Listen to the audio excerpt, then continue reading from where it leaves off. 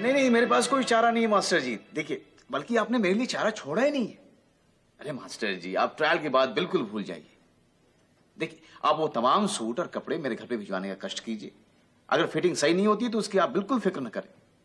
अगर पतलून लूज भी हुआ तो एक हाथ से पतलून पकड़ के फेरे ले लूंगा, आप चिंता मत कीजिए आप। हाँ अरे मास्टर जी, अब टाइम है कहां मेरे पास।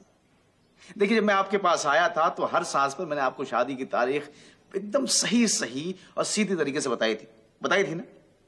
नहीं नहीं मास्टर जी, मैं शादी वाले रोज तो बिल्कुल आकर कपड़े नहीं उठाऊंगा मैं। हाँ, 2 रोज पहले आप उसे भिजवाने का कष्ट कीजिए। मास्टर जी, फिक्र तो मुझे भी हो रही है ना भाई, शादी मेरी हो रही है और पहली बार शादी हो रही है। जी हाँ। हाँ मास्टर जी, आपकी शादी हो गई है? अच्छा, कितने साल हो गए? तभी आपको हमारी शादी गैर जरूरी घटना लग रही है मास्टर जी। ये देखिए, शादी की बात हुई नहीं कि बाराती भी आने शुरू हो गए। जी हाँ, मैं बाद में बात करता हूँ आपसे। कमिंग। अच्छा हाँ, बाद में बात। हाँ जी जी जी, मैं बाद में बात करता हूँ आपसे। जी हाँ।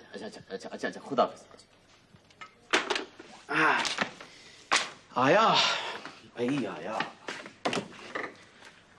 आइए साले साहब, भाई आइए। हाय।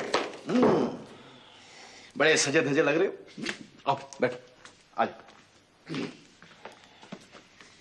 आइए भाई। इतने मायूस क्यों लग रहे हैं आप? आपके भी शादी हो जाएगी, हम करवाएंगे। लगता है आपकी शादी की तैयारियां बड़े जोर शोर से चल रही हैं। शोर तो कोई खास नहीं है, लेकिन हाँ, जोर बहुत लगाना पड़ रहा है।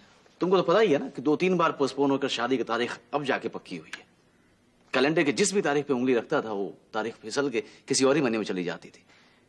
और सच बताऊं, जब तुम्हें दरवाजे पे खड़ा देखा ना, तो ऐसा लगा कि ससुर जी का संदेशा लेकर साले साहब आए हैं कि शादी की तारीख प्लीज पोस्टपोन की जाए। अरे नहीं यार, कैसी बातें कर रहे हैं। दरअसल मैं तेरे पास किसी और ही सिलसिले में आया था।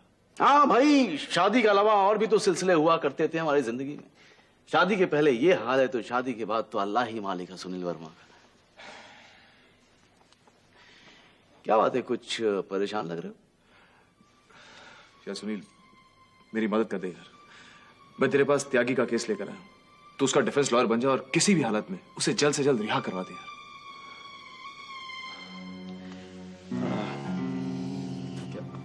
क्या तुझे त्यागी की रिहाई की कोई उम्मीद नजर नहीं आती?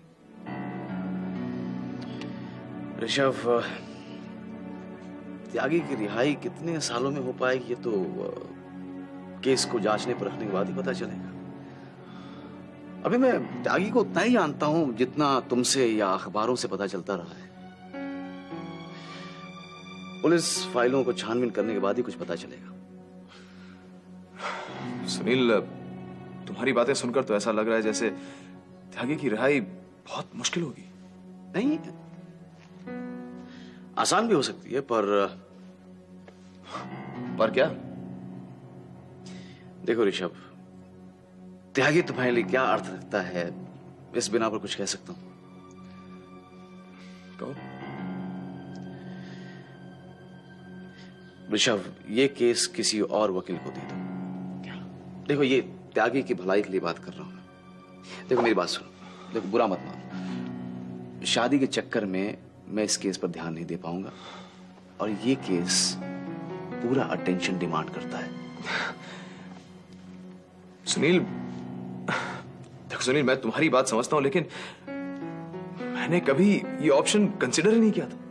मुझे नहीं लगा था कि मेरे कहने के बावजूद तुम इस केस को नहीं लोगे, और इसलिए मैंने ये सोचा ही नहीं है कि तुम्हारी जगह में किस एडवोकेट को।